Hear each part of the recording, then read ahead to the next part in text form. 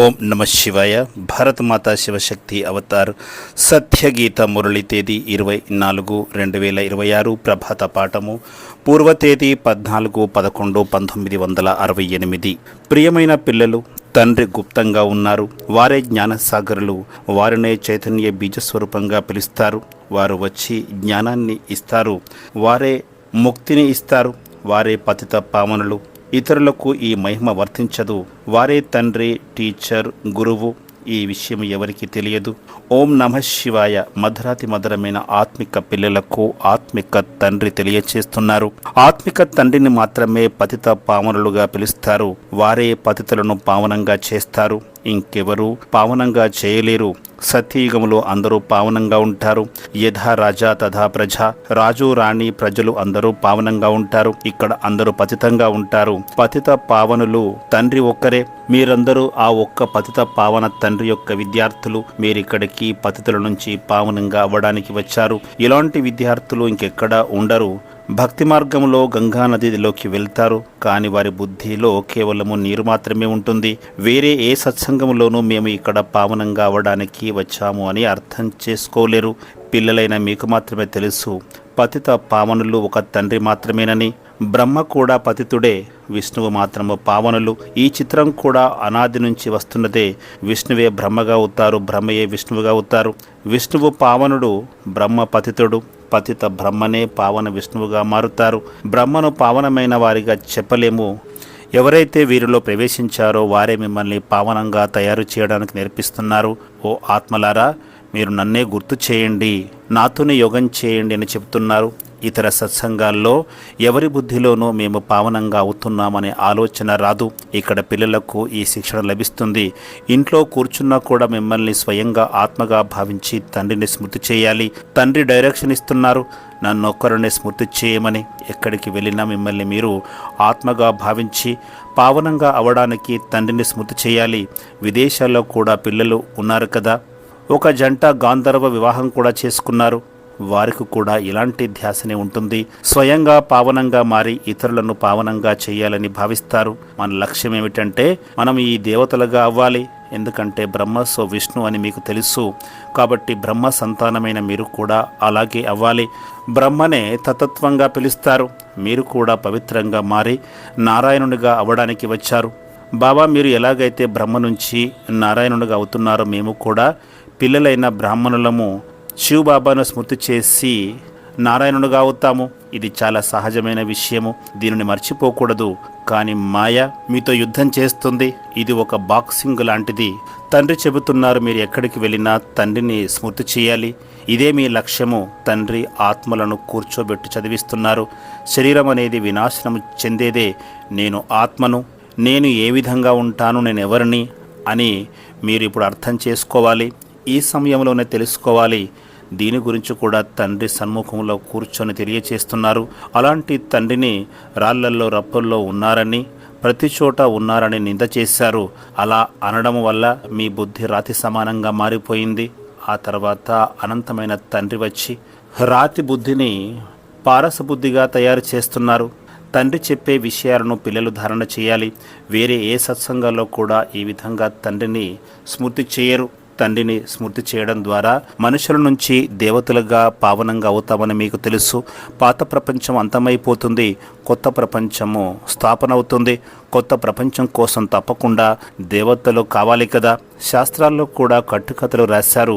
నిజమైన తండ్రి సత్యాన్ని చెబుతారు. భక్తిలోని వారు తండ్రిని గుర్తించలేదు, అందుకే వారిని అనాథలుగా పిలుస్తారు. ప్రపంచంలో శాంతిని స్థాపించడానికి ఈ విషయాలన్నీ మీరు తెలుసుకుంటున్నారు. కానీ మనుషులు ప్రపంచ శాంతి కోసము ఎంతగానో ఖర్చు చేస్తారు, ఎన్నో కష్టాలు పడతారు. అందరూ కలిసిమెలిసి ఉండాలని, ఐకమత్యంతో ఉండాలని భావిస్తారు. ఇప్పుడు ఆత్మలందరూ శాంతిధామానికి ఏ విధంగా వెళ్తాయో మీకు తెలుసు. మనమందరము పరస్పరము సోదరులము. మనము కొత్త ప్రపంచంలోకి మన పాత్రను పోషించడానికి తిరిగి వస్తాము. సత్యయుగంలో శాంతి ఉంటుంది. కానీ ఇక్కడి ప్రపంచంలో దుఃఖము ఉన్నది. ఇక్కడ ఎన్ని గొడవలు హింసలు జరుగుతున్నాయి. కానీ మందబుద్ధి కారణంగా ప్రపంచంలో ఒకప్పుడు శాంతి ఉన్నదనే విషయం కూడా మర్చిపోయారు. తండ్రి కూర్చొని పిల్లలకు తెలియచేస్తున్నారు, ఇలా మీరు కూడా ఇతరులకు తెలియచేయాలి. 5000 సంవత్సరాల క్రితము ప్రపంచంలో శాంతి ఉండేది. ప్రతి విషయము మీ బుద్ధిలో ఉండాలి. కానీ దేహాభిమానం కారణంగా మర్చిపోతారు. మంచి వారు పెద్ద పెద్ద మహారథులు ఉన్నప్పటికీ స్మృతి యాత్ర చేయకపోతే ఈ జ్ఞానమంతా మర్చిపోతారు. వాస్తవానికి ఇది చాలా సహజమైన జ్ఞానము. ఇప్పటి నుంచి 5000 సంవత్సరాల క్రితము ఇక్కడే పారడైజ్ అంటే స్వర్గము ఉండేది. స్వర్గంలో తప్పకుండా శాంతి ఉంటుంది. అక్కడ ఒకే ధర్మం ఉంటుంది.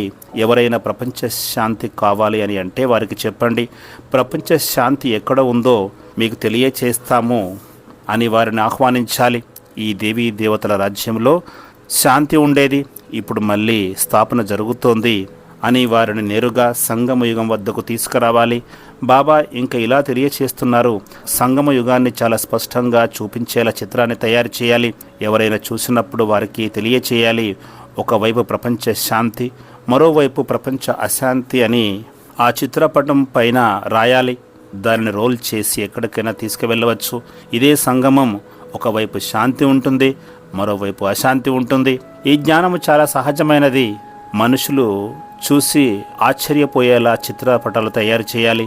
మేము ప్రపంచ శాంతి కోసము ఇంతగా కష్టపడుతున్నాము, కానీ ఈ చిన్న పిల్లలు ఎంతో గొప్ప విషయాలు చెప్తున్నారని వారికి భావన కలగాలి.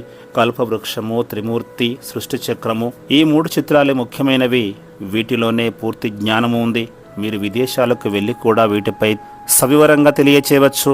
కానీ ఇంతవరకు అంతటి నిశ్చయ బుద్ధి, ధైర్యం గలవారు ఒక్కరు కూడా తయారు కాలేదు. బాబా చెప్తున్నారు, నేను ఎవరినైనా పంపించగలను. ఇంగ్లీష్ నేర్చుకుని ఉండాలి. ఒకవేళ అనువాదకుడు తోడున్నా కూడా ఎంతో సేవ చేయొచ్చు. ప్రపంచంలో శాంతి ఎలా స్థాపన అవుతుందో మేము తెలియచేస్తామని చెప్పండి. వారి నాడిని చూసి పెద్ద పెద్ద అధికారులను కూడా మీరు ఆకర్షించవచ్చు. వారి నాడిని గమనిస్తేనే తెలిసిపోతుంది వారికి పరమాత్మ పైన ప్రేమ ఉందో లేదో అనే విషయము. తండ్రి నుంచి ఈ స్వర్గం యొక్క వారసత్వం లభిస్తుంది. స్వర్గాన్ని తప్పకుండా తండ్రి మాత్రమే స్థాపన చేస్తారు. ఆ పరమాత్మయే అందరికి ముక్తిని ఇస్తారు. వారే మన మార్గదర్శకులు. అలాంటి తండ్రి ఇక్కడికి వస్తేనే కదా మనకు మార్గదర్శనం చేయగలుగుతారు. నిరాకారుడైన పరమాత్మ మనల్ని స్వర్గానికి తీసుకువెళ్లే దారిని చూపిస్తున్నారు. వారిని కలవడానికి వెళ్తున్నామని చెబితే అధికారులు కూడా వెంటనే మీకు సెలవు మంజూరు చేస్తారు. ఎందుకంటే ఇది ఆత్మిక శక్తి. అక్కడ శారీరక శక్తి ఉంటుంది, మాయలో కూడా శక్తి ఉంటుంది కదా. కానీ మాయలోని శక్తి అల్పకాలిక సుఖాన్ని మాత్రమే ఇవ్వగలదు. బాహ్య ప్రపంచంలోని వారు మాయాజాలం వంటివి చూపిస్తే మీరు సంతోషిస్తారు, కానీ అందులో ఎలాంటి ప్రయోజనం లేదు. అవన్నీ కూడా అల్పకాలికమైనవి. వారిలో ఎలాంటి జ్ఞానం లేదు. తండ్రి మాత్రమే జ్ఞానసాగరులు.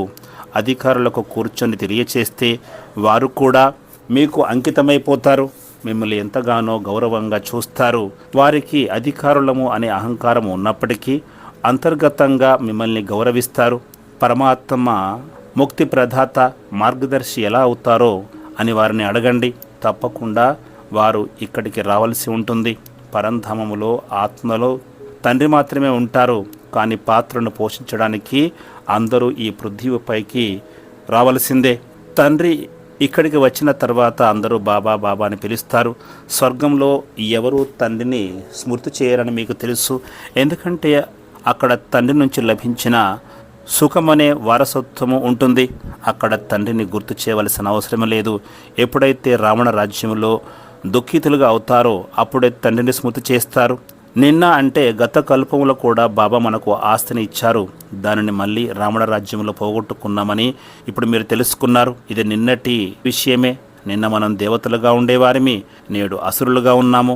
మళ్ళీ రేపు దేవతలుగా అవుతాము. ఈ బ్రహ్మ కూడా మనిషే కదా. వీరిని దేవతగా ఎవరు పిలవలేరు.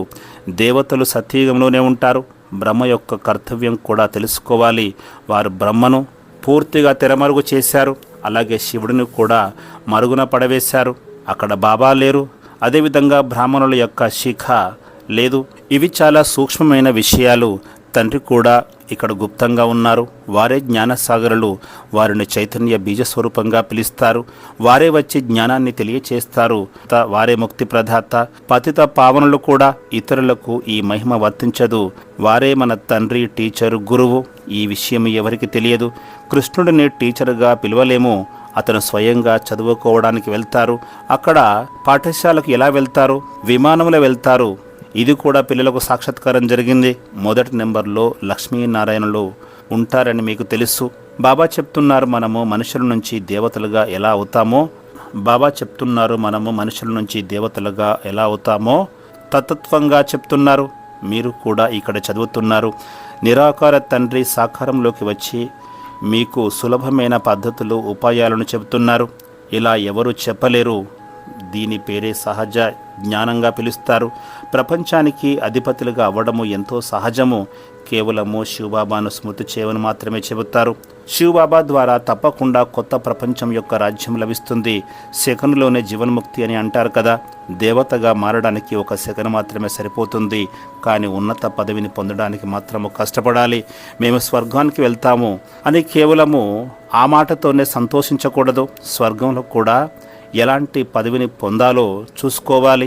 క్రమానుసారంగా అక్కడ పదవులు లభిస్తాయి. అత్యున్నతమైన మహారాజుగా అవుతారా లేదా తక్కువ పదవిని పొందుతారా? ప్రజల గురించి కూడా తెలియచేశారు. 21 జన్మల కోసము ఎవరైతే పూర్తిగా ఇచ్చేస్తారో తప్పకుండా వారికి ఉన్నతమైన పదవి పొందుతుంది. మీరంతా ఈశ్వరీయ బ్యాంకులోకి ట్రాన్స్ఫర్ చేస్తున్నారు. ఇక్కడ ఒకసారి ఈశ్వరీయ బ్యాంకులో ట్రాన్స్ఫర్ చేసిన తర్వాత అది కొత్త ప్రపంచంలో తప్పకుండా లభిస్తుంది. మీరు ఇక్కడ వినాశనం కాని బ్యాంకులో ఎంతైతే జమ చేస్తారో అది ఎంతో త్వరగా పెరుగుతుంది. అది 21 జన్మల కోసము మూలధనంగా మారుతుంది. ఇప్పుడు వినాశనం జరగబోతుందని మీకు తెలుసు. ఇది అంతా సమాప్తమైపోతుంది. మున్ముందు ఎన్నో సాక్షాత్కారాలు కూడా జరుగుతాయి. కానీ అప్పుడు మీరు ఏమి చేయగలరు? బాబా అప్పుడు ఏమి తీసుకోరు. బాబా చెప్తున్నారు, నేను పక్కా వ్యాపారిని, నాకు పనికిరాని వాటిని నేను తీసుకోను అని చెప్తున్నారు. నేను ప్రతి విషయంలోనూ నెంబర్ 1 స్థానంలో ఉంటాను. నేనే చాకలిని, బ్యారిస్టర్ని, ఇలా అన్ని పాత్రలు నేనే పోషిస్తాను. మీ అందరినీ దుఃఖాల నుంచి విముక్తిని కలిగిస్తాను. ఆ న్యాయమూర్తులు కేవలము హద్దులోని శిక్షల నుంచి తప్పిస్తారు.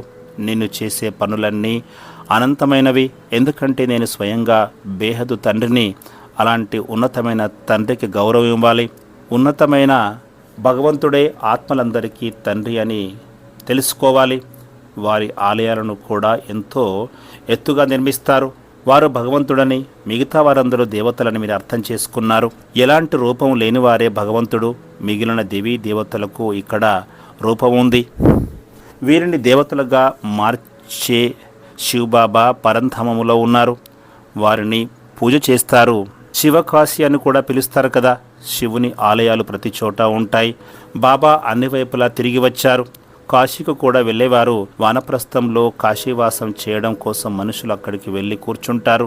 శివుణ్ణి స్మృతి చేస్తారు. కానీ ఆయన కర్తవ్యం ఏమిటో వారికి తెలుసుకోలేరు. శివకాశీ విశ్వనాథ గంగా అని నిరంతరం జపిస్తూనే ఉంటారు. ఇంతకు ముందు మీకు ఏమీ తెలిసేది కాదు. ఎవరైనా అర్థం చేసుకోకపోతే నువ్వు గుడ్లగూబ లాంటి వారివి అని నింద చేస్తారు. తెలివితేటలు లేని వారిని గుడ్లగూబగా పిలుస్తారు. జ్ఞానం లేకపోతే వారు గుడ్లగూబ లాంటి వారే. ఇక్కడ గుడ్లగూపల గుంపులు ఉన్నాయి. ఇప్పుడు ఆ గుడ్లగూపలను చూడకుండా భగవంతుణ్ణి మాత్రమే స్మృతి చేయాలి. భగవంతుని యొక్క పిల్లలను స్మృతి చేయాలి.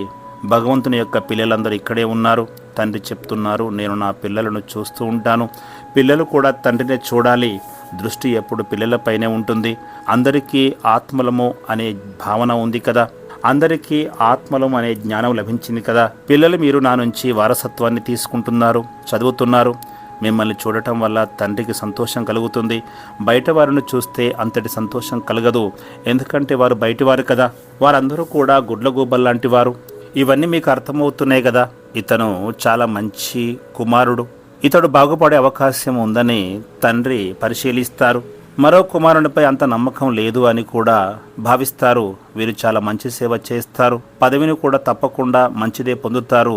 ఇదే దృష్టితో బాబా ప్రతి ఒక్కరిని చూస్తారు. వీరిలో మొదట్లో అంత శక్తి లేదు, కానీ ఇప్పుడు రోజు రోజుకు పురుషార్థం చేస్తున్నారు. మాయ కూడా చాలా పెద్ద శత్రువు. యుద్ధం జరుగుతుంది. ఈ యుద్ధభూమి గురించి ఎవరికి తెలియదు. మాయ చాలా శక్తివంతమైనది. ఆత్మాభిమానిగా అవడానికి చాలా కష్టపడాలి. మంచి మంచి యోధులు కూడా మాయతో పోరాడుతూ ఓడిపోతారు. మళ్ళీ హెచ్చరిక లభించగానే పుంజుకుంటారు. బయటి ప్రపంచంలోకి వెళ్ళగానే నీరసిస్తారు. విదేశాల్లో ఒక జంట బాగుంది. వారు అక్కడ క్లాస్ కూడా తీసుకుంటున్నారు. అక్కడ అందరూ ఆంగ్లం చదివేవారు ఉంటారు. ఇంగ్లీష్ మురళి, ఇంగ్లీష్ మ్యాగజైన్ వారి దగ్గరికి ఎంతోమందికి కళ్యాణం జరుగుతుంది. ఎవరైనా పక్కాగా ఆత్మాభిమానిగా ఉంటే బాబా మాటలను వెంటనే గ్రహించి ఇంగ్లీష్లో మ్యాగజైన్ తయారు చేస్తారు. కానీ అలాంటి మంచి ఆత్మాభిమానం గల పిల్లలు ఎవరూ లేరు. ఇంగ్లీష్లో అనువదించడానికి ఎంత సమయం పడుతుంది? మొత్తం మ్యాగజైన్ను ఇంగ్లీష్లో తీయాలి. అలాంటి వారికి ₹1000 బహుమతి కూడా ఇవ్వవచ్చు. బాబా ఇచ్చే అసలైన బహుమతి వైకుంఠ రాజ్యాధికారం. కానీ ఇక్కడ బాబా నుంచి ప్రశంస కూడా లభిస్తుంది. చాలామంది ఇంగ్లీషులో చదివితే ఎంతోమంది ఆశీస్సులు లభిస్తాయి. ఈ రోజుల్లో జ్ఞానానికి సంబంధించిన విషయాలు కూడా వెలువడుతున్నాయి. ముఖ్యంగా ప్రపంచంలో శాంతి ఎలా వస్తుంది, స్వర్గం ఎలా స్థాపన జరుగుతుంది అనే విషయం గురించి అందరికీ తెలియచేయాలి. దానిని చూసి విదేశీయులు కూడా ఆశ్చర్యపోతారు. ఆ తర్వాత విదేశాల్లో కూడా మనం ప్రచారం చేయవచ్చు. కానీ అలాంటి విశాల బుద్ధిగల పిల్లలు బాబా దగ్గర లేరు. వివేకవంతులైన సంతానంగా ఉండి ఇంగ్లీషులో చాలా తెలివైన వారైతేనే ఇంగ్లీష్లో మ్యాగజైన్ని తయారు చేయగలుగుతారు. ప్రపంచంలో శాంతి అనేది పెద్ద విషయమేమీ కాదు. అది మీరు చేస్తున్నారు. కల్పము మీరే స్థాపన చేస్తారు. ఎవరైనా చదివినప్పుడు విషయం అర్థమయ్యేలా వారికి ఒక వ్యాసరూప లేఖ వ్రాయాలి. ప్రపంచంలో శాంతి ఎలా స్థాపన జరుగుతుందో అనే విషయాన్ని ఈ సంస్థ పూర్తిగా తెలియచేస్తున్నారు అని వారికి భావన కలగాలి. ఎందుకంటే ఇవన్నీ శాస్త్రాల ఆధారంగా ఉన్నాయి. తప్పకుండా ఎవరో ఒకరు వస్తారు. వారు ఇంగ్లీష్లో కూడా మ్యాగజైన్ తీస్తారు. గుజరాత్లో కూడా మ్యాగజైన్ను తీస్తారు. సమయం వచ్చినప్పుడు అందరికీ తెలుస్తుంది. తండ్రి పరిచయం అందరికీ లభించాలి. తండ్రికి కూడా స్టేజ్ పైకి వచ్చారు. అందరినీ పరంధామానికి తీసుకువెళుతారు. ఇది అనంతమైన ఇల్లు. వారి గురించి ఎవరికి తెలియదు. తండ్రి మాత్రమే జ్ఞాన సంపన్నులు. మంచిది. మధురాతి మధురమైన తిరిగి లభించిన ఆత్మిక పిల్లలకు ఆత్మిక బాప్ దాదా యొక్క ప్రియ స్మృతులు. Good morning. ఆత్మిక పిల్లలకు ఆత్మిక తండ్రి యొక్క నమస్తే వరదానము. బాప్ సమాన్ భవ. తండ్రి సమానంగా అవ్వాలి. మీరందరూ సదా హర్షితంగా ఉంటున్నారా? ఏడవడం లేదు కదా? ఏడ్చేవారు తండ్రికి సమానంగా కాలేరు. నేనేం చేయాలనుకుంటున్నాను కానీ చేయనివ్వడం లేదు. సహాయం చేయండి, దయ చూపండి అని ఇలా మాట్లాడడం కూడా ఒక రకమైన ఏడుపు లాంటిదే. ఇలా ఏడ్చేవారిని తండ్రి తనతో పాటు పరంధామానికి ఏ విధంగా తీసుకువెళుతారు? తోడుగా వెళ్ళడానికి తండ్రి ఎలా ఉన్నారో పిల్లలు కూడా అదే విధంగా తయారు కావాలి.